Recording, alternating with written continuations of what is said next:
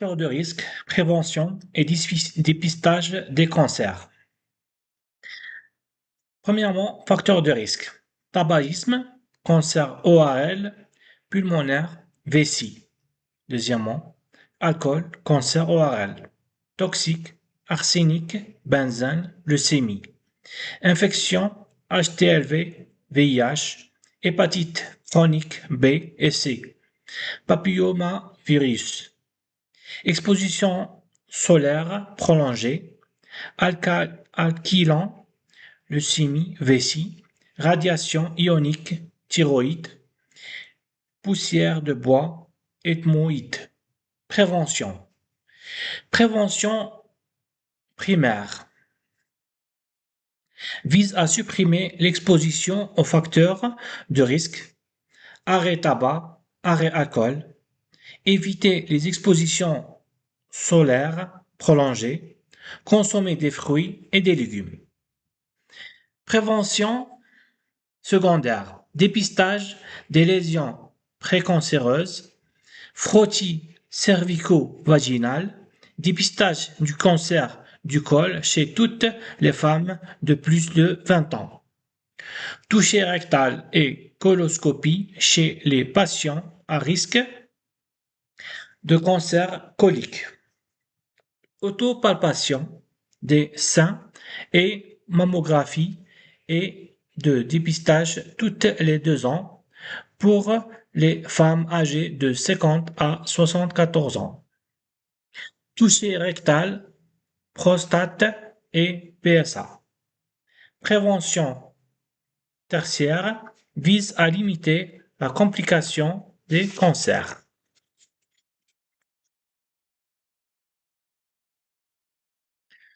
Le HTLV humain T lymphotropique virus ou virus T lymphotrope humain désigne une famille de rétrovirus qui infectent les lymphocytes T du système immunitaire humain. Découvert au début des années 1980, le HTLV1 a été tout premier rétrovirus humain isolé, bien que la grande majorité des porteurs restent asymptomatiques toute leur vie, plus de 90%. Ce virus peut provoquer des maladies inflammatoires et cancéreuses très graves plusieurs décennies après l'infection. Les différents types de HTLV. HTLV1, le type le plus pathogène et le plus étudié, il touche environ 15 à 25 millions de personnes dans le monde, particulièrement dans certains virus zones d'endémie comme le sud du Japon, le Caraïbe, l'Afrique intertropicale et l'Amérique du Sud. L'HTLV2, moins fréquent, il est principalement détecté chez les utilisateurs de drogues injectables et certaines populations autochtones d'Amérique. Il est beaucoup moins agressif et parfois lié à des troubles neurologiques bénignes et à des rares formes de leucémie. HTLV3 et HTLV4, type extrêmement rare, découvert plus récemment en Afrique centrale, dont le pouvoir pathogène chez l'humain n'est pas encore clairement établi. Mode de transmission. Le HTLV est un virus fragile qui nécessite un contrat cellulaire direct pour se propager. Ces voies de transmission sont identiques à celles du VIH. L'allaitement maternel prolongé, principale voie de transmission mère-enfant, les rapports sexuels non protégés, transmission par les fluides corporels, la voie sanguine par partage de seringues souillées ou par transfusion de sang non dépistée. Maladies associées au HTLV 1. Seuls 5 à 6% des individus infectés par HTLV1 développent une maladie induite généralement 30 à 50 ans après la contamination. Les deux principales pathologies associées sont la leucémie lymphocyte T de l'adulte ATL, un cancer du sang agressif provoqué par la prolifération incontrôlée des lymphocytes T CD4 plus infectés. La parapérisée spastique tropicale PST HAM, une neuromyélopathie chronique et invalidante qui attaque la moelle épinière. Elle se manifeste par une raideur et une faiblesse progressive des membres inférieurs, entraînant de graves difficultés de marche. Affection inflammatoire, le virus peut aussi déclencher des uveites, inflammation oculaire, des dermatites infectieuses ou une inflammation des poumons. Diagnostic et prise en charge. Le diagnostic repose d'abord sur une prise de sang via un test sérologique qui recherche les anticorps anti-HTLV1 et HTLV2. En cas de positivité, une corrélation est réalisée par un test Western blot ou par PCR. Il n'existe actuellement aucun traitement antiviral capable d'éliminer le virus, ni de vaccin préventif disponible. La prise en charge médicale se concentre uniquement sur le traitement des symptômes ou des complications spécifiques. Chimiothérapie pour l'ATL, immunomodulateurs ou corticoïdes pour les atteintes neurologiques. La prévention reste la meilleure arme, notamment grâce au dépistage systématique des dons de sang et à l'utilisation du lait artificiel pour les mères dépistées positives. Le dépistage est une démarche médicale qui consiste à rechercher une maladie chez une personne ne présentant aucun symptôme. Son but principal est de diagnostiquer une pathologie le plus tôt possible afin de la traiter efficacement et d'augmenter considérablement les chances de guérison. Objectifs principaux du dépistage. Détection précoce, identifier la maladie avant qu'elle n'évolue ou ne provoque des dommages invisibles. Meilleure prise en charge, adapter un traitement souvent moins lourd et plus efficace qu'à un stade avancé. Protection collective réduite, la transmission du virus comme le VIH ou l'IST au sein de la population. Les deux types de dépistage. Le dépistage organisé, mis en place par les autorités de santé publique comme l'assurance maladie ou l'Institut national de cancer. Il cible automatiquement une population précise selon l'âge et le sexe. Le dépistage individuel réalisé sur mesure à l'initiative du médecin traitant ou du patient selon des facteurs de risque personnels, antécédents familiaux, mode de vie. Les principaux dépistages recommandés en France, les sites officiels de l'Institut national du cancer listent les programmes nationaux majeurs. Maladies ciblées, population concernée, type d'examen, fréquence. Cancer du sang, femmes de 50 à 74 ans, mammographie tous les 2 ans. Cancer colorectal, hommes et femmes de 50 à 74 ans, test immunologique, sel tous les 2 ans. Cancer du col de l'utérus, femmes de 25 à 65 ans, frottis ou test HPV tous les 3 à 5 ans. Infection sexuelle transmissible, IST, jeunes et adultes sexuellement actifs, prise du sang ou autotest selon l'exposition. Comment savoir si vous devez faire un test? Vous pouvez faire le point gratuitement avec votre médecin traitant ou utiliser le simulateur en ligne. Je fais mon dépistage de l'Institut national du cancer pour obtenir vos recommandations personnalisées en 2 clics.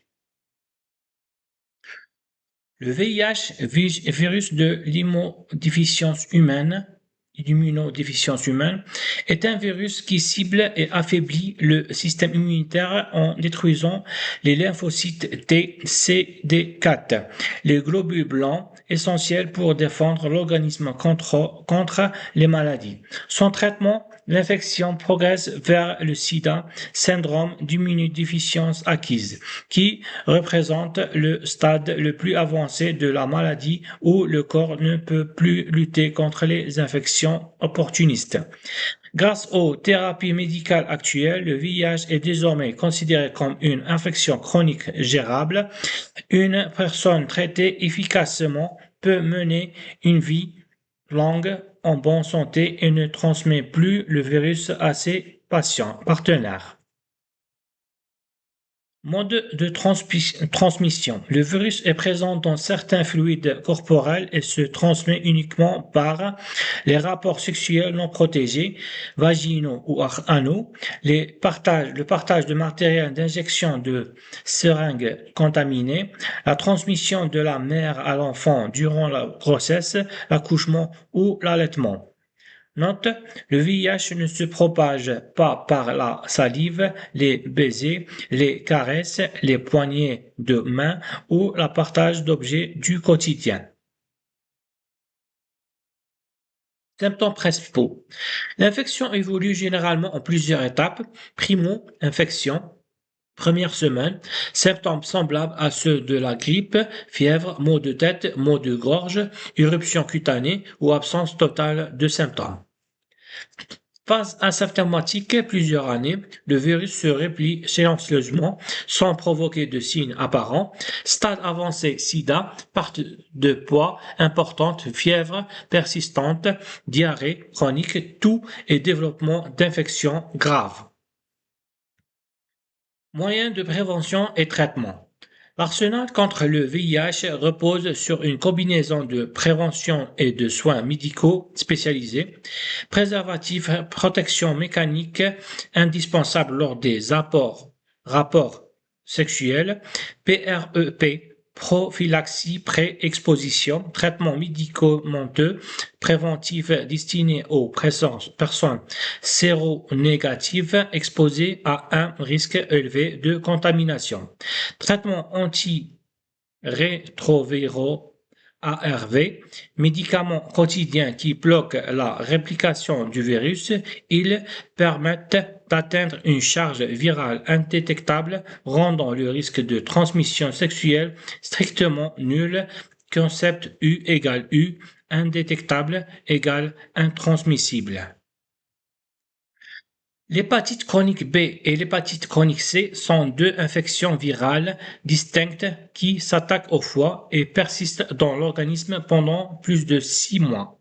Bien qu'elles partagent des modes de transmission similaires et le risque d'évoluer vers une cirrhose ou un cancer du foie, elles diffèrent radicalement par leur taux de chronicité, leur traitement et l'existence d'un vaccin. Comparaison des hépatites chroniques B et C. Caractéristiques hépatite chronique B, VHB, et hépatite chronique C, VHC. Taux de chronicité. Environ 10% des adultes infectés pour le VHB. Près de 80% des personnes infectées VHC. Transmission principale sans rapport sexuel mère-enfant pour VHB. Contact de sang à sang, matériel souillé. VHC. Objectif traitement, contrôle du virus, souvent à vie. Guérison complète, éradication pour le VHC. Vaccin préventif, oui, hautement efficace pour le VHB. Non, aucun vaccin disponible pour le VHC. Focus sur l'hépatite B chronique VHB. Évolution silencieuse. La majorité des patients ne présentent aucun symptôme pendant les décennies. Complications majeures. L'inflammation continue détruit les hépatocytes menant à la fibrose, puis la cirrhose. La carcinome hépatocellulaire, cancer du foie, peut survenir même en l'absence de cirrhose. Traitement. Les antiviraux par voie orale, analogues de nucléosides, suppriment efficacement la réplication de virus et stoppent l'évolution des lésions, mais doivent généralement être pris sur les très longs termes car le virus s'intègre dans l'ADN des cellules hépatiques.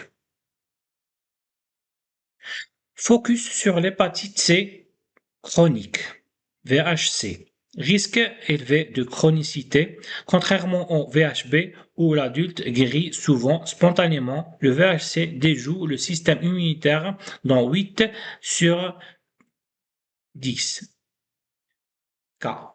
Révolution thérapeutique depuis l'arrivée des antiviraux à l'action détecte AAD, la maladie se guérit en 8 à 12 semaines par de simples comprimés avec un taux de succès supérieur à 95%. Dépistage crucial, l'infection restant asymptomatique, le dépistage par prise de sang est la seule méthode pour identifier le virus avant que le foie ne subisse des dommages irréversibles.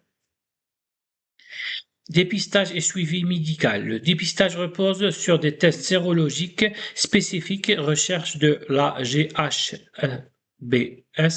pour la B, des anticorps anti-VHC pour la C. L'évaluation de l'état du foie s'effectue de manière non invasive grâce à des outils comme le FibroScan ou des scores sanguins, limitant le recours à la biopsie hépatique.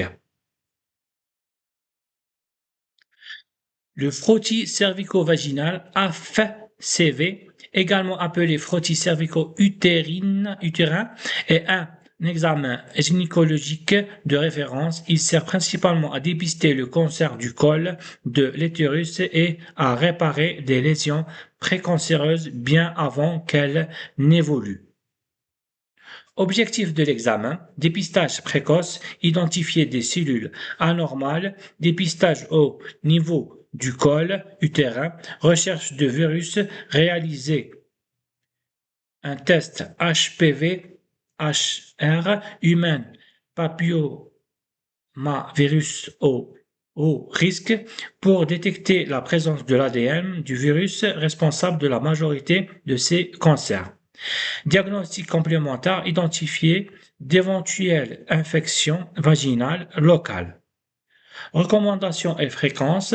Le dépistage s'adresse généralement aux femmes de 25 à 65 ans, vaccinées ou non contre le HPV.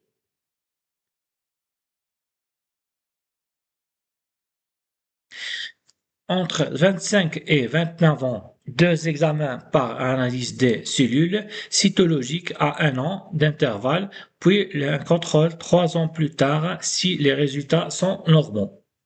Entre 30 ans et 65 ans, un test HPV-HR directement à renouveler tous les 5 ans si le résultat est négatif.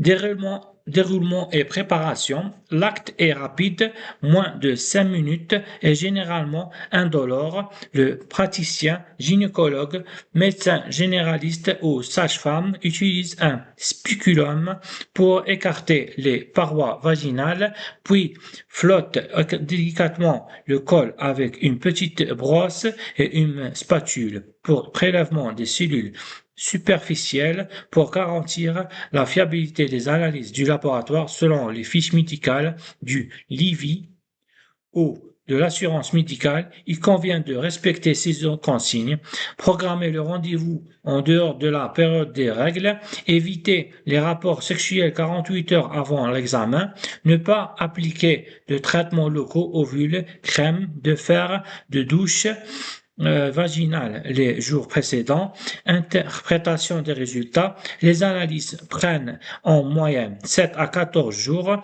Normal, aucun suivi particulier avant la prochaine échéance prévue par le calendrier de dépistage. Des modifications bénignes, inflammation, métaplasie et cicatrisation peuvent être signalées sans gravité. anormal ou HPV positif, cela ne signifie pas la présence d'un cancer. Le médecin planifiera des examens complémentaires pour surveiller le col, comme une colposcopie, observation à la loupe grossissante ou une biopsie. Le sigle PSA possède plusieurs significations majeures selon le contexte. La plus fréquente est santé désignant l'antigène spécifique de la prostate, prostate spécifique antigène. Voilà les principales définitions de cet acronyme. Santé, antigène spécifique de la prostate. En médecine, le PSA est une protéine produite naturellement par la glande prostatique.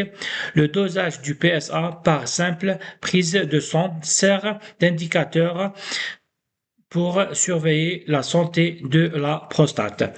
Valeur normale, généralement inférieure à 4 Ng par millilitre, bien qu'elle augmente naturellement avec l'âge. Taux élevé, une hausse du PSA signale une anomalie, mais n'est pas synonyme de cancer dans 70% des cas. Elle peut résulter d'une infection prostatique ou d'un adénome bénigne. Examen associé. Pour confirmer un diagnostic, le médecin associe souvent ce dosage à un toucher rectal ou à une IRM prostatique.